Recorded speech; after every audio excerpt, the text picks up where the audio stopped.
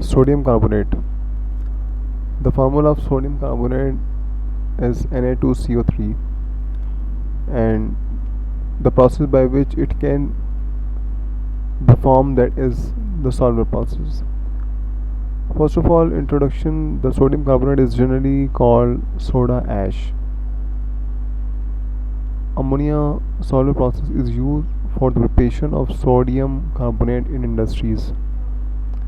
In 1960s, Ernest Solvay developed a process for the preparation of sodium carbonate.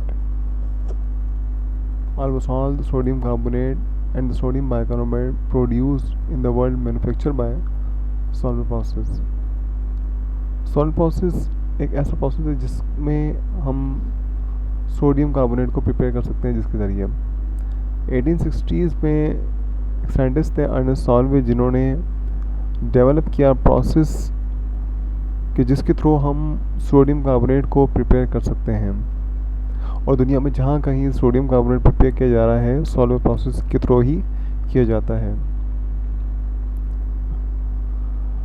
The raw material which are used in this process, that is the sodium chloride, brine solution, ammonia gas, and limestone.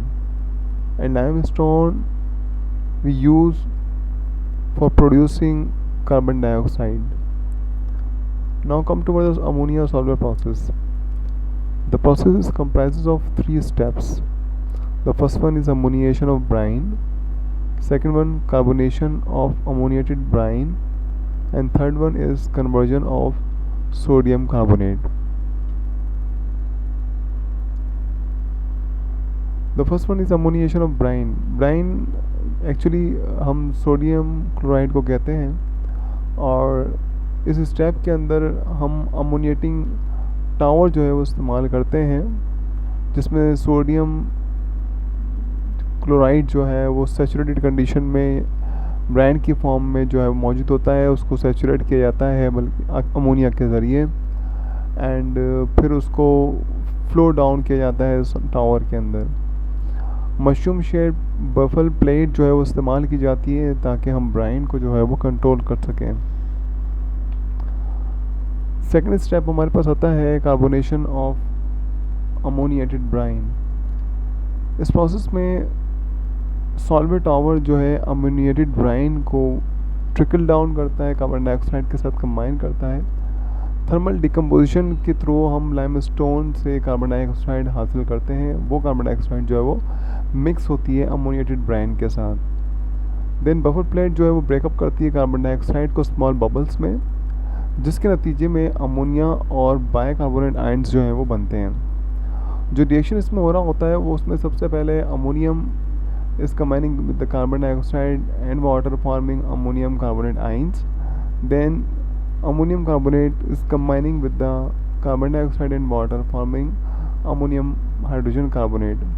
Then this ammonium hydrogen carbonate is combined with the sodium chloride and forming ammonium chloride and sodium hydrogen carbonate या sodium bicarbonate. These reactions are exothermic and the temperature rises with increase the solubility of sodium bicarbonate. Reaction जो है वो उसमें heat produce होती है, temperature जैसे बढ़ता है तो सॉल्युबिलिटी भी जो है वो बढ़ना शुरू हो जाती है सोडियम हाइड्रोजन कार्बोनेट की या सोडियम बाइकार्बोनेट की। Therefore lower part of the tower is cooled down and increase the precipitation of sodium hydrogen carbonate. फिर हम जो है वो जो लोअर पार्ट होता है सेल का, उसको हम कूल डाउन करते हैं ताकि प्रेसिपिटेट बन सकें सोडियम हाइड्रोजन कार्बोनेट के। देन उसको हम वैक्यूम फिल्ट्रेशन से फ़िल्टर कर लेते हैं। उसके बाद जो हमारे पास सोडियम कार्बोनेट होता है उसको हम हीट करते हैं, और एनहाइड्रस सोडियम कार्बोनेट जो है वो हमें फिर मिलता है। सोडियम हाइड्रोजन कार्बोनेट को हमने हीट किया, then sodium carbonate, water and carbon dioxide हमें मिल जाती है। सोडा ऐश जो है वो रिसाइकल किया जाता है, और फिर डेका हाइड्रेटेड सोडियम जो कार्बोनेट जो है जिसको हम वॉशिंग सोडा कहते हैं वो हमें इससे मिलता है। कार्बन डाइऑक्साइड जो है उसको वो रिसाइकल हो जाती है और वापस कार्बोनेटिंग टावर में हम उसको, मतलब उसके अंदर कार्बोनेटिंग टावर के अंदर जो है वो रिसाइकल हो जाती है। इसमें पूरा स्टेप जो है वो यहाँ दिखाया हुआ है, पिक्चर के अंदर शो किया गया है।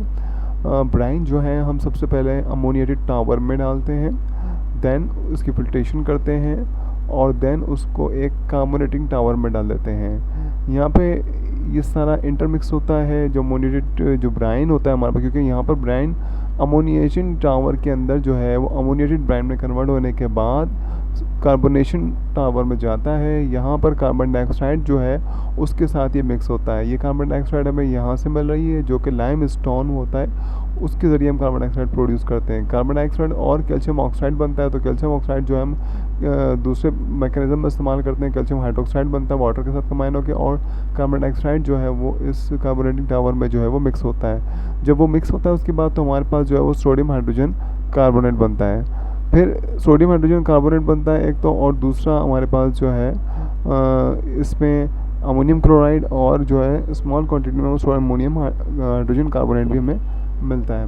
फिर इसको हम फ़िल्टर आउट कर लेते हैं, जिसमें बता चुका हूँ पिछले स्टेप्स के अंदर। उसको हम फ़िल्टर करते हैं और हीट करते हैं, देन हमें प्योर जो है वो सोडियम कार्बोनेट और वाटर कार्बन डाइऑक्साइड मिल जाती है। इसके कुछ यूजेस हैं। सोडियम कार्बोनेट जो है वो एक्सटेंसिव यूजेस हैं इसके, और सबसे पहले मैन्युफैक्चरिंग ऑफ गिलास में इस्तेमाल किया जाता है। इसके अंदर हम करते क्या हैं, सोडियम कार्बोनेट को कंबाइन करते हैं सिलिका ऑक्साइड के साथ, सोडियम सिलिकेट और कार्बन डाइऑक्साइड प्रोड्यूस होती है। वॉशिंग सोडा के तौर पर इसको इस्तेमाल किया जाता है ताकि हम वाटर को सॉफ्टनर बना सकें। Calcium is combining with the sodium carbonate and forming calcium carbonate and sodium ions. Third one is sodium carbonate जो है वो इस्तेमाल किया जाता है सोप के प्रिपरेशंस में, डिटर्जेंट्स में, पेपर्स में और कुछ केमिकल्स बनाने में भी इस्तेमाल किया जाता है। Now come toward the industrial preparation of sodium hydroxide. Sodium hydroxide जिस मैकेनिज़्म के थ्रू हम हासिल करते हैं उसको हम केल्नर प्रोसेस कहते हैं। Sodium hydroxide is very important chemical product, and it is called caustic soda. Sodium hydroxide can be prepared by the electrolysis of brine, and the process is called Kastner-Kellner process. The process consists of two steps. दो steps में जो इस्तेमाल होते हैं वो है कि electrolysis of brine, and second one is the formation of sodium hydroxide. Electrolysis को मैं पहले भी डिफाइन कर चुका हूँ। The process of breaking down the component into two और more components by the help of electricity. So electrolysis में हम जो है वो ब्राइन की इलेक्ट्रोलाइसिस के अंदर हम उसको ब्रेक करने के लिए इस्तेमाल करते हैं इलेक्ट्रोलाइसिस प्रोसेस को, और इलेक्ट्रोलाइसिस ऑफ ब्राइन जो है उसको हम कैस्टर-केल्नर सेल में करते हैं। इसमें सबसे पहले कंस्ट्रक्शन क्या है सेल की। सेल जो है वो स्टील टैंक का बना हुआ होता है। इसमें टाइटेनियम ब्लॉक इस्तेमाल किए जाते हैं एनोड के तौर पर, और फ्लोइंग मर्करी जो है वो इस्तेमाल की जाती है कैथोड के तौर पर। इसमें होता ये हाइड्रोक्सिल आयन जो है वो क्लोरीन के साथ कंबाइन होता है, तो क्लोरीन आयन बनता है, क्लोरोक्सी आयन बनता है, क्लोरीन एंड वाटर बनता है। जब इलेक्ट्रिसिटी पास की जाती है सेल से तो टाइटेनियम एनोड जो है वो क्लोरीन आयन को ऑक्सीडाइज करता है और क्लोरीन गैस में कन्वर्ट कर देता है। ये क्लोरीन गैस जो है वो क्या करती है, लूज़ करती है इलेक्ट्रॉन्स को और क्लोरीन गैसेस स्टेट में कन्वर्ट हो जाती है। फ्लोइंग मरकरी कैथोड पे क्या होता है, सोडियम आयन जो है वो डिस्चार्ज होता है और सोडियम मेटल में वो कन्वर्ट हो जाता है। दिस सोडियम मेटल जो है वो फिर डिज़ोल्व होता है मरकरी के साथ, अमलगम बनाता है। जो रिएक्शन इसमें होता है वो उसमें sodium ion bye gaining electron forming sodium metal, and this sodium metal is combining with the Hg यानी कि mercury and forming sodium mercury amalgam. Now the hydrogen ions जो है ब्राइन सॉल्यूशन के अंदर वो अट्रैक्ट होते हैं मरकरी के साथ, मरकरी की तरफ, but due to the high voltage की वजह से जो है वो हाइड्रोजन आयन मरकरी सरफेस पर रह जाते हैं और सोडियम आयन जो है वो इजीली डिस्चार्ज होता है मरकरी सरफेस पर। Second process is the formation of sodium hydroxide. इस स्टेप में मरकरी जो है जो कि सोडियम मेटल रखती है उसको हम ड्यूटेनियम में डाल देते हैं। ड्यूटेनियम में सोडियम मेटल्स रिएक्ट करता है वाटर के साथ और वो सोडियम हाइड्रोक्साइड को प्रिपेयर करता है। Hydrogen gas as a by product जो है वो एक्सक्रीट आउट या वो एस्केप आउट हो जाती है। सोडियम और mercury amalgam is combining with the water and forming sodium hydroxide, hydrogen gas and mercury separate हो जाती है।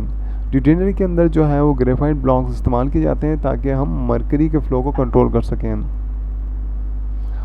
Now the disadvantages of this process consume very large amount of electricity and some mercury vapors escape out जो हो जाते हैं factory से, वो contaminate कर सकते हैं सी वाटर को और जिसकी वजह से फूड चेन डिस्टर्ब हो सकती है और पोल्यूशन बढ़ सकती है।